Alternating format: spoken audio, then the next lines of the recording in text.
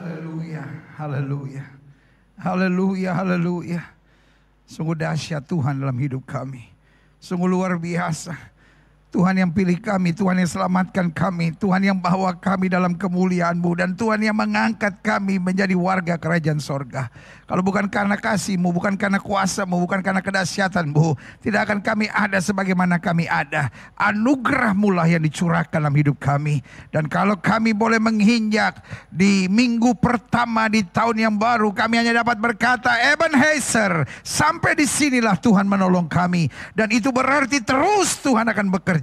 Ada masa-masanya kami tertekan, kami panik, kami bingung, kami khawatir dengan hari-hari kami. Tapi sekarang kami lewati semuanya. Kami injak di hari minggu pertama di tahun yang baru ini. Kami hanya katakan Tuhan baik, Tuhan dahsyat, Tuhan luar biasa. Karena itu kami dalam keyakinan yang kuat. Nabi boleh banyak, agama boleh banyak, Rasul boleh banyak. Juru selamat hanyalah Yesus Kristus Tuhan dan Raja. Haleluya Bapa. Kami butuh firman-Mu. Kami butuh tuntunan Roh-Mu, kami butuh kuasa-Mu menyertai kami. Karena itu berbicaralah buat masing-masing kami. Sebab kami siap untuk mendengarkannya. Sembuhkan yang sakit Allah, kuatkan yang lemah, beri penghiburan buat yang susah, bebaskan yang terikat, lepaskan yang terbelenggu. Ulurkan tangan bagi yang membutuhkan mujizat. Sehingga pada hari Minggu yang dahsyat ini, kami bukan hanya sekedar mengikuti ibadah bersama dengan gereja 1 jam saja ini. Tetapi hari Minggu ini hari yang dahsyat buat kami. Untuk hidup dalam kemuliaan-Mu. Yang sakit disembuhkan, yang lemah dikuatkan, yang susah dihiburkan. Yang jatuh diangkat. Sehingga hari ini menjadi hari perjumpaan kami dengan Yesus. Lewat roh dan firman-Mu. Dan kami tahu, kami percaya. Orang yang berjumpa dengan Yesus tidak pernah akan dikecewakannya. Haleluya. Bersama-sama kita katakan amin. Haleluya. Wow. Gereja 1 jam saja. Wah, ini gereja yang paling rohani, selalu saya bilang. Bayangkan dia punya nama saja, itu Yesus yang ngomong. Iya dong. Karena Yesus bilang apa? Tidak sanggupkah engkau berjaga-jaga 1 jam saja dengan aku? Roh memang penurut tapi daging lemah. Ada orang yang berkata, apa sih? Kok nama gereja 1 jam saja? Oh, kita bangga. Gereja dari mana? Gereja 1 jam saja. Kenapa? Yesus yang ngomong. Amin. Iya kan? Dan luar biasa. Saudara punya gembala yang dahsyat. Baik Pak Michael Gunawan maupun ayahnya rekan baik saya juga. Yaitu Pendeta Samuel Gunawan. Dan keluarga ini keluarga yang diberkati Tuhan. Dan saya percaya hal-hal yang dahsyat ke depannya Tuhan terus kerjakan. Buat hamba-hamba Tuhan di gereja ini dan juga buat setiap jemaat, izinkan saya dalam kesempatan ini mengucapkan selamat Natal yang baru lewat beberapa hari, mengucapkan selamat tahun baru yang lewat baru sehari kemarin, dan doa saya tahun ini Tuhan akan melakukan perkara-perkara dahsyat. Pasukan malaikat jaga kita, darah Yesus bungkus kita, sehingga kita dapat berkata, aku lebih daripada orang-orang yang menang. Karena Yesus yang menyertai aku. Kita akan dipimpin dari kemenangan lepas pada kemenangan. Untuk masuk dalam kemuliaan yang luar biasa. Sehingga kita bisa menyebut 2022 ini juga sebagai the year of glory. Tahun kemuliaan. Di mana kemuliaan Tuhan akan dinyatakan dalam hidup kita. Haleluya. Nah, saudaraku yang kasih dalam Tuhan, hari ini izinkan saya share tentang 7 kunci kemenangan di tahun yang baru atas setan, kutuk, dan serangan kuasa kegelapan. Karena saya percaya betul kita adalah pemenang. Ayo sama-sama bilang sama saya pemenang. Ayo sama-sama bilang, saya pemenang. Ayo lebih semangat lagi, saya pemenang. Ya itu mah pecunda. Ayo sama-sama bilang, saya pemenang. Yes, iya kan? Ketik di live chat saudara sekarang, saya pemenang. Buat saudara yang ikuti secara online, ketik sekarang, saya pemenang. Yes. Kita mau deklarasikan, saya pemenang. Yes. Woo. Dan sekarang saya mau bagi 7 kunci kemenangan di tahun yang baru atas setan, kutuk, dan serangan kuasa kegelapan. Iya kan? Jadi hari ini kita mainnya main yang Pak Daud Tony punya. Iya kan? Kita main yang bagian setan-setan ini. Karena saya percaya tahun yang baru kemuliaan Tuhan akan dinyatakan. Amin? Yes. Klik. Nah, saya catat begini dari Roma pasal 8 ayat 36 sampai 39. Seperti ada tertulis, oleh karena engkau kami ada dalam bahaya maut sepanjang hari. Kami telah dianggap sebagai domba-domba sembelihan. Tapi dalam semuanya itu kita lebih daripada orang yang menang oleh Dia yang telah mengasihi kita. Perhatikan ya. Oleh karena engkau kami ada dalam bahaya maut sepanjang hari. Kami telah dianggap. Apa yang dianggap? Orang lain lihat. Ngerti sampai di sini? Iya kan? Orang lain lihat, wah orang Kristen kok tantangannya banyak, orang Kristen kok persoalannya banyak. Tapi lihat, kitanya bilang apa? Tapi dalam semuanya itu, kita lebih daripada orang yang menang. Oleh Dia yang telah mengasihani kita. Kenapa? Orang menang baru bisa bahagia. Iya kan? Ketika mendapat segalanya, kita lebih. Artinya, walaupun belum menang, kita hidup oleh iman. Kita percaya bahwa Dia melakukan perkara-perkara dahsyat. Haleluya. Makanya ayat 38 dikatakan apa? Sebab aku yakin bahwa baik maut maupun hidup, baik malaikat-malaikat maupun pemerintah-pemerintah, baik yang ada sekarang maupun yang akan datang. Ayat 39 bilang apa? Coba lihat ayat 39-nya. Atau kuasa-kuasa baik yang di atas maupun yang di bawah. Ataupun suatu makhluk lain. Tidak akan dapat memisahkan kita dari kasih Allah. Yang alam Kristus Yesus Tuhan kita. Dengan lain kata, setan pikir kalau kita dalam masalah kita akan jauh dari Tuhan. Setan pikir kalau kita dalam tekanan kita akan mengeluh. Tapi kita yang ada di dalam Kristus. Saya bangga lihat jemaat dari gereja 1 jam saja ini. Saya percaya roh kemuliaan Tuhan ada pada saudara. Karena itu kita pastikan mau dalam keadaan apapun kita makin mengandalkan Tuhan. Makanya saya yakin 2022 harus jadi tahun kemenangan. Yes. Yang setuju bilang yeah. 2022 harus jadi tahun kemuliaan.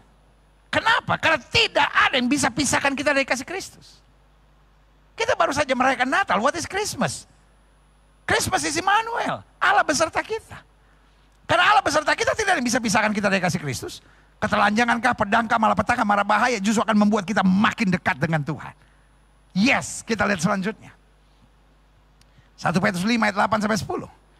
Sadarlah. Nah, sekarang kita dapat jawabannya. Kenapa kita seperti korban sembelihan itu? Sadarlah dan berjaga-jagalah, lawan musuh iblis berjalan keliling sama seperti singa mengaum-ngaum dan mencari, bukan mangsa loh, orang yang dapat ditelannya. Iblis memang kelihatannya menakutkan. Seperti singa yang berkeliling. Bukan seperti cicak-cicak di dinding. Diam-diam merayap. Datang seekor nyamuk. Hap! Lalu ditangkap. Cucu saya yang kecil. Cucu wanita saya satu-satunya sekarang. Namanya Anaya. Belajar lagu itu lucu sekali. Titak-titak di dinding. Dia paling senang kalau saya udah mulai hap.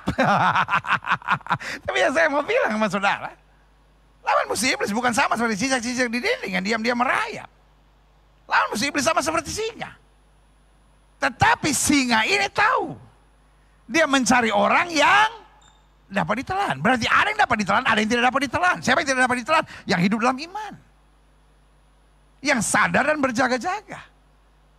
Yang di dalam dirinya menyadari ada kuasa Allah yang luar biasa. Haleluya. Dikatakan apa? Lawanlah dia dengan iman teguh yang tidak dapat ditelan. Ini harus lawan. Dengan iman yang teguh sebab kamu tahu bahwa semua saudaramu di seluruh dunia menanggung penderitaan yang sama. Setiap orang harus melewati peperangan rohani. Spiritual warfare. It's a must. Kita tidak dipersiapkan Tuhan jadi bayi-bayi gendut yang rohani. Tapi Tuhan persiapkan kita jadi tentara-tentara yang gagah berani untuk merebut kemenangan. Di situ katakan amin. Ayat 10.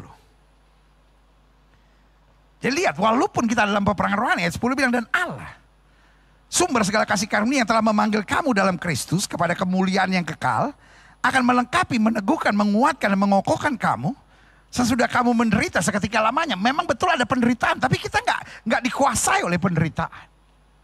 Kita ada penderitaan, tapi kita begitu semangat dalam peperangan rohani ini karena kita tahu kemenangan itu pasti. Taruh tangan kanan sudah di dada, sama-sama bilang kemenangan itu adalah hak saya. Yes, sama-sama bilang kemenangan adalah hak saya. Kemenangan bukan saya usahakan. Kemenangan bukan saya harapkan, itu hak saya kok. Karena itu kemenangan buat kita pasti. Yes. Saudara-saudara ikuti secara online, ketik di live chat saudara. Kemenangan itu pasti. Yeeha! Kemenangan itu pasti. Amin. Why? Karena Tuhan sudah berjanji. Dan kalau Tuhan sudah berjanji langit dan bumi boleh lenyap, firman Allah tinggal tetap. Haleluya. Lihat selanjutnya. Yakobus 4 ayat 7. Karena itu tunduklah kepada Allah dan lawanlah iblis, maka ia akan lari daripadamu. Folks, iblis boleh punya kuasa, tapi Tuhan kita maha kuasa. Asal kita hidup dalam iman. Betul Alkitab bilang, bagi Allah tidak ada perkara yang mustahil. Tapi jangan salah, di bagian lain dalam Alkitab dikatakan bagi orang yang percaya tidak ada yang mustahil. Amin. Bagi orang yang percaya. Makanya Alkitab bilang tunduk pada Allah. Jangan pakai kekuatan sendiri. Jangan sok tahu, jangan sok jago, jangan sok pintar. Tunduk pada Allah. Untuk itu Alkitab bilang, kalau firmanku tinggal dalam kamu dan jika kamu tinggal dalam aku dan firmanku tinggal dalam kamu, minta apa saja. Itu yang namanya tunduk pada Allah. Artinya kita ada dalam firman dan firman di dalam kita. Dan jika itu terjadi, lawan iblis, maka dia akan lari daripadamu. Klik. Saya catat di sini. Peperangan rohani adalah bagian yang tak terpisahkan dalam hidup kekristenan. Spiritual warfare is a must. Setiap kita yang menerima Kristus sebagai Tuhan dan Juru Selamat, setan gak suka. Karena itu setan akan berperang sama kita. Tapi gak apa-apa, kita juga gak suka sama dia. Saya mendingan setan berperang sama saya daripada setan deket-deket mendekat pada. Ada orang Kristen kalau dengar, wah iblis akan memerangi kamu. Aduh pendeta, kenapa sih iblis mau menyerang kita terus? Memang itu kerjaannya. Saya lebih senang iblis perangi saya daripada iblis berkawan sama saya. Ngapain berkawan sama iblis? Kayak lagunya siapa, Iwan Fals, berteman dengan iblis yang baik hati, enak aja. Iya kan? Sembarang. Iya kan? Jangan takut. Spiritual warfare is a must. Makanya Alkitab bilang, kenakan seluruh perlengkapan senjata Allah supaya kamu dapat bertahan dan mengadakan perlawanan pada hari yang gemilang itu. Selanjutnya, klik. Berarti Alkitab jelaskan buat kita, peperangan rohani itu sesuatu yang normal. Dan melanda semua. Gak usah sibuk kalau bilang, pendeta kenapa sih pendeta? Setan terus menyerang saya. Aduh udah lama nih di GSJS, pendeta Dautoni gak datang supaya pelepasan. Iya kan? Kadang-kadang kita pikir, aduh setan terus menyerang. Gak apa-apa dia terus menyerang. Memang itu kerjaannya. Tapi kemenangan tetap harus kita rebut. Kalau dia menyerang, lawan. Kalau iblis menyerang, diam, lawan. Kalau iblis menyerang, kalau iblis menyerang, lawan. Iya. Kalau saya bilang kalau iblis menyerang, saya bilang lawan ya. Kalau iblis menyerang, lebih semangat. Kalau iblis menyerang, lawan. Iya. Kalau iblis menyerang, lawan. Kalau iblis menyerang, lawan. Kalau iblis menyerang, lawan. Jangan kalau iblis menyerang, iblis nyerang saya. Klik. Normal dan melanda semua. Normal artinya tidak membutuhkan alasan yang spesifik. Kadang-kala without nothing. Out of blue. Kita lagi senang-senangnya di keluarga. Kita lagi dekat sama Tuhan. Kita lagi pelayanan asik-asik. Tiba-tiba anak kita hamilin orang. Tiba-tiba kejadian ini terjadi. Tiba-tiba orang kantor berkhianat. Tiba-tiba ada fitnah ini terjadi. Itu yang saya bilang. Normal artinya tidak membutuhkan alasan yang spesifik. Tiba-tiba kita difitnah orang, tiba-tiba kita dikhianati orang. Melanda semua artinya tanpa terkecuali. Tidak ada seorang pun yang dapat menghindari. Mungkin sudah menatap saya dan berkata, aduh puji Tuhan pendeta. Saya ikut Tuhan tapi gak ada peperangan rohani. Oh belum. Berarti bentar lagi saudara. Jadi sekali lagi ya, peperangan rohani itu normal. Gak butuh alasan. Tiba-tiba aja iblis menyerang. Iblis gak tahu diri, gak punya peri kemanusiaan. Ya kan? Dan melanda semua. Tanpa terkecuali, klik. Nah saya pelajari, satu-satunya jalan bukan kita berdoa supaya tidak diserang, tapi pastikan kita siap. Kita kuat, serta kita rebut kemenangan. Sama-sama bilang, saya siap, saya harus kuat, dan saya pasti rebut kemenangan. Yes, haleluya. Klik. Selanjutnya saya pelajari. Apa area yang seringkali diserang iblis? Nah ada 7 area yang seringkali diserang iblis. Yang pertama pikiran dan hati. Sampai pikiran kita kalut, hati kita penuh kepahitan, kebencian, lalu ambisi duniawi. Yang kedua yang diserang iblis itu mulut kita. Mulut kita tiba-tiba mengutuk, mulut kita mengeluh, mulut kita bersungut, mulut kita mengucapkan kata-kata yang sia-sia. Ada banyak rumah tangga ribut, sebetulnya bukan karena setan, tapi mulut istri yang kejam, mulut suami yang kasar, ya kan? Sehingga akhirnya nggak ada damai. Kita cuma berkata, lu setan keluar, kenapa rumah tangga saya ribut? Setannya bilang, mulut lu, mulut lu, mulut. Congore. Orang Surabaya kalau ngomong, congore. Iya kan? Iya kan? Jadi area yang seringkali diserang iblis, pikiran dan hati, 2 mulut, 3 karakter. Sampai kita tuh, orang itu arogan gitu, sombong. Karakter kita nggak mau berubah gitu. Kita Kristen, kita ke gereja. Tapi karakter kita tuh benci gitu, dendam, lalu iri, lalu kemudian pelitnya minta ampun gitu ya kan. Selanjutnya kesehatan kita. Iblis bikin kita sampai ngerasa nggak kuat, sakit, stres gitu ya kan. Jadi kesehatan kita terus terganggu. Lalu yang kelima, area yang seringkali diserang iblis yaitu keluarga. Rumah tangga ribut, istri selalu nuntut, nggak bisa bersyukur, suami berkhianat, nggak bisa jujur gitu, selalu buat penipuan tertentu gitu ya kan. Dan akhirnya apa yang terjadi? Area yang diserang iblis pertama pikiran hati, mulut, karakter, kesehatan, keluarga. Yang keenam keuangan. Kadang-kala bukan cuma short, tapi memang nggak bisa ngendaliin uang, sehingga uang berapapun habis. Nggak pernah bisa bersyukur. Selalu yang dia lihat yang lebih atas. Karena kalau udah keuangan bermasalah, maka hidup kita jadi bermasalah. Pelayanan kita jadi bermasalah. Sukacita kita jadi terganggu. Lalu yang ketujuh, area yang seringkali diserang iblis yaitu pelayanan. Setiap kali mau ada pelayanan ribut, mau ada pelayanan masalah, mau ada pelayanan persoalan.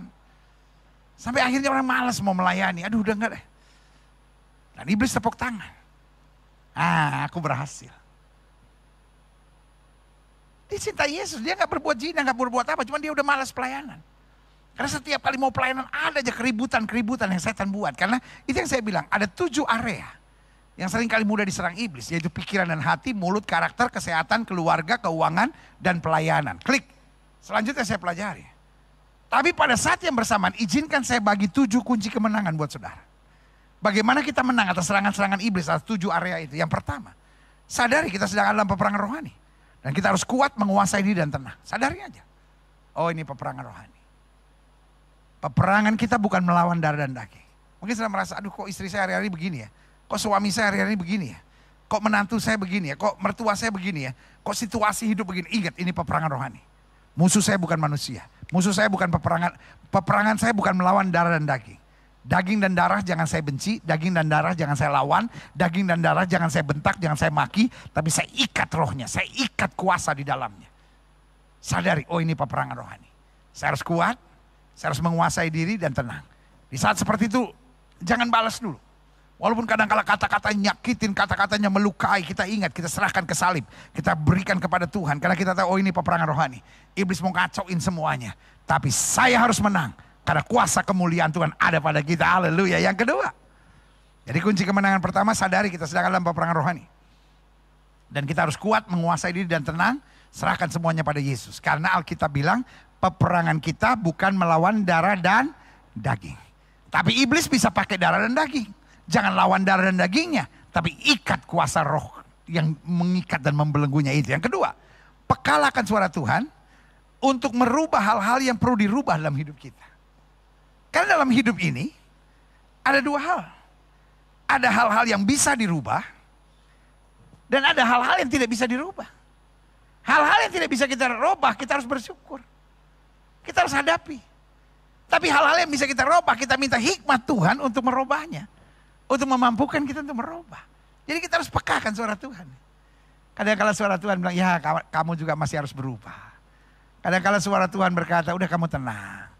Ada hal-hal yang kamu gak bisa rubah di sini. Tapi kamu tenang aja, sabar aja, kuasai. Nah ini dia. Dalam peperangan rohani jangan biarkan emosi yang meledak. Dalam peperangan rohani jangan logika yang bermain. Kita bisa sakit hati, bisa kecewa, bisa berontak, bisa akhirnya halalkan segala cara. Tapi yang harus bermain adalah kepekaan akan tuntunan roh. Roh Kudus akan ingatkan kita, kamu sabar dulu. Ini adalah peperangan rohani. Tapi Tuhan akan mengadakan pembelaan yang luar biasa. Haleluya. Yang ketiga, hiduplah dalam iman. Sambil selalu isi pikiran dengan hal-hal yang membangun dan menjadi berkat. Jadi maksudnya gini, kadang-kadang dalam peperangan rohani, Kita seperti kayak ngadepin kegoncangan. Kita seperti kehilangan banyak hal. Tapi iman kita bersaksi kepada kita. Ayub jelas-jelas peperangan rohani. Out of blue dia kehilangan segala-galanya. Itu baru dari soal hartanya. Tapi serangan iblis juga pada keluarga. Istrinya tiba-tiba bilang, kutuki Allah dan matilah. Saudaraku. Kalau kemudian Ayub ikuti perasaannya, ikuti logikanya, ikuti emosinya, hancur. Tapi dia tahu ini peperangan rohani. Dia hidup dalam iman, isi pikiran dengan hal yang membangun dan menjadi berkat. Dia bilang, apa kita hanya mau menerima yang baik dari Allah dan tidak mau menerima yang tidak baik? Tuhan yang memberi, Tuhan yang mengambil, terpuji nama Tuhan. Itu yang saya bilang, dia hidup dalam iman. Waktu Yusuf dibuang ke dalam penjara, Yusuf tahu persis itulah peperangan rohani. Dia tahu dia nggak salah. Dia tahu Potifar sama istrinya dipakai setan. Dia nggak datangin Potifar sama istrinya dan berkata, hei, kamu orang dipakai setan. Enggak, dia doa. Dia hidup dalam iman. Dia isi pikirannya. Karena itu dia buat sebuah kalimat yang luar biasa. Manusia boleh mereka-rekakan yang jahat, Allah mereka-rekakan untuk kebaikan. Saudara-saudara yang mungkin sedang dalam peperangan rohani. Atau saudara yang mungkin satu saat akan berhadapan dengan peperangan rohani. Kunci ketiga yang saya mau taruh di tangan saudara, di hidup saudara, di hati saudara, di pikiran saudara adalah hiduplah dalam iman. Sampai selalu isi pikiran dengan hal-hal yang membangun dan menjadi berkat. Yang keempat, kunci kemenangan yang saya mau bagikan adalah mendekatlah dan percayalah sepenuhnya kepada Tuhan. Di saat-saat engkau gamang, di saat-saat engkau kehilangan segala-galanya, di saat engkau berkata, aku gak buat salah, tapi kenapa ini ditimpakan pada aku? Mendekat pada Allah. Alkitab bilang, hakku terjamin pada Allah. Kadang-kala yang membuat kita emosi, kadang-kala yang membuat kita lari, kadang-kala yang membuat kita gak tahan. Kenapa? Karena kita makin menjauh dari Tuhan. Kita merasa gak adil. Hidup ini gak soal adil atau gak adil. Hidup ini soal pokoknya saya lakukan bagian saya dengan benar. Waktu saya lakukan bagian saya dengan benar, Tuhan yang akan menyelesaikannya bagi saya. Haleluya. Selanjutnya, yang kelima, jangan lari dari kenyataan. Sesakit apapun, seberat apapun, sekecewa bagaimanapun, jangan lari dari kenyataan. Nikmatilah pertandingan iman ini untuk menuntun pada pengalaman-pengalaman yang dahsyat dengan Tuhan. Yang saudara bilang persoalan, yang saudara bilang tekanan, yang saudara bilang kekecewaan, seringkali bagi saya, itulah pertandingan iman. Daud kan juga dimaki sama Goliat. Goliat sampai bilang, hei anjing ke aku sampai kau datangi aku dengan batu seperti itu. Tapi dia tahu ini peperangan rohani. Dia bilang, kau boleh mendatangi aku dengan pedang, tombak, dan dembing, tapi aku datangi kau dengan nama Tuhan semesta alam. Artinya apa? Dia tidak lari dari kenyataan. Dia nikmati pertandingan ini. Walaupun rohnya mungkin akan berkata, jiwanya akan berkata, you can't make it. Kamu gak akan bisa lewati ini semua. Tapi dia tetap hadapi dengan keyakinan bahwa tidak pernah sekalipun orang yang berharap pada Tuhan dipermalukannya. Haleluya. Yang keenam, hindari teman-teman yang tidak membangun. Persoalan Ayub, untuk sementara teman-temannya menguatkan, tapi selanjutnya teman-temannya put him down. Saudara, saya lihat banyak orang yang imannya hebat, imannya kuat. Tapi dalam peperangan rohani, karena yang saya percaya sepanjang tahun 2022 ini, bisa saja ada peperangan-peperangan rohani yang akan terjadi dalam hidup kita. Tapi satu yang kita tahu, itu normal, itu biasa, itu harus dilewati semua. Tetapi pastikan kita tetap menjaga. Karena Alkitab bilang pergaulan yang buruk menghancurkan kebiasaan yang baik. Di saat-saat seperti itu, engkau perlu pergaulan yang membangun iman saudara. Yang betul-betul mengingatkan saudara untuk takut akan Tuhan. Kenapa banyak orang bercerai? Di tengah gamangnya dia kumpul sama kelompok-kelompok. Biasanya pepatah bahasa Belanda bilang gini, suk, sort. Jadi yang sejenis akan mencari yang sejenis. Pepatah bahasa Inggris bilang burung dengan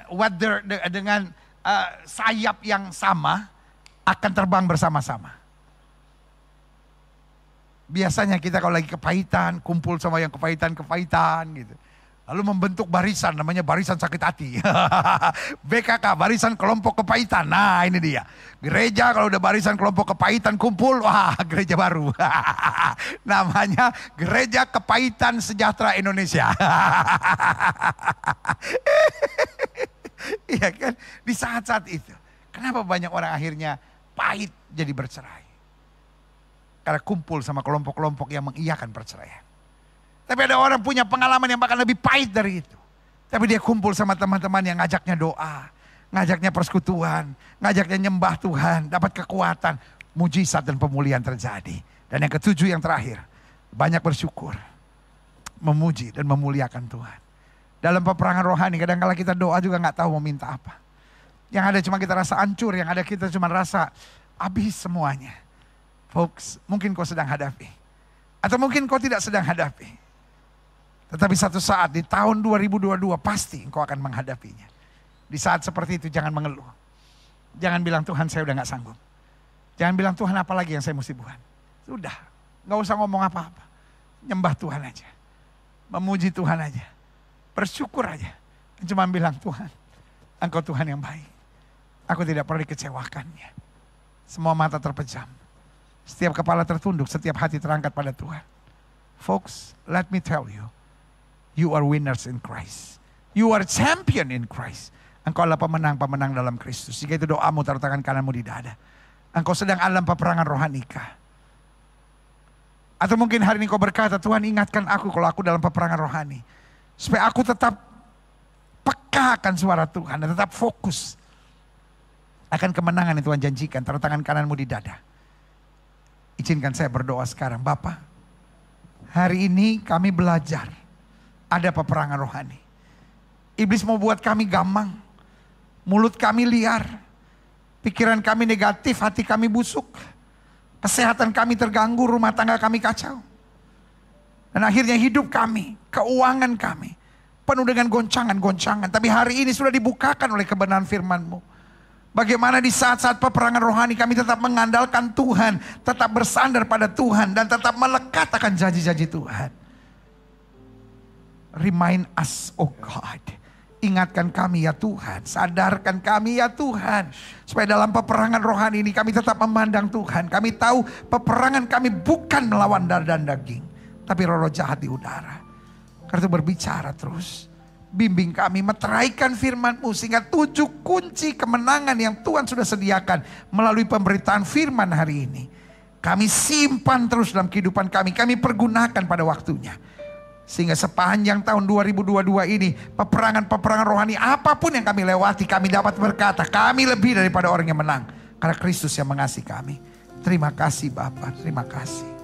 Hamba juga doa buat yang sakit. Setiap yang sakit, letakkan tangan kananmu di bagian tubuh yang sakit. Kami tolak sakit penyakit, kami tolak kelemahan tubuh, kami tolak campur tangan kegelapan.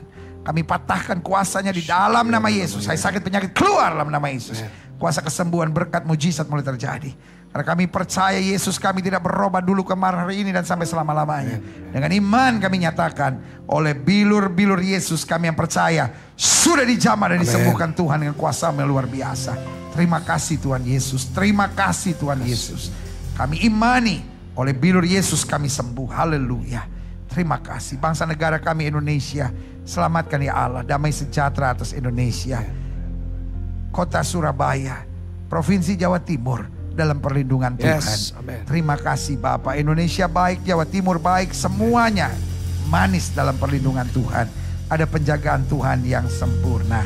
Gerejamu, gereja 1 jam saja ini, Tuhan memberkati. Hamba-hambamu sebagai gembala di sini, Bapak Pendeta Samuel Gunawan, Bapak Pendeta Michael Gunawan, dan keluarganya masing-masing dalam perlindungan Tuhan yang sempurna. Kami hanya pegang firman Tuhan. Selama kami mencari kerajaan Allah serta kebenarannya, semuanya akan ditambahkan dalam hidup kami. Betul ada badai, betul ada angin ribut, tapi selalu ada kemenangan dan kepastian pembelaan Tuhan. Di dalam nama Yesus kami berdoa. Haleluya. Amin. Amin.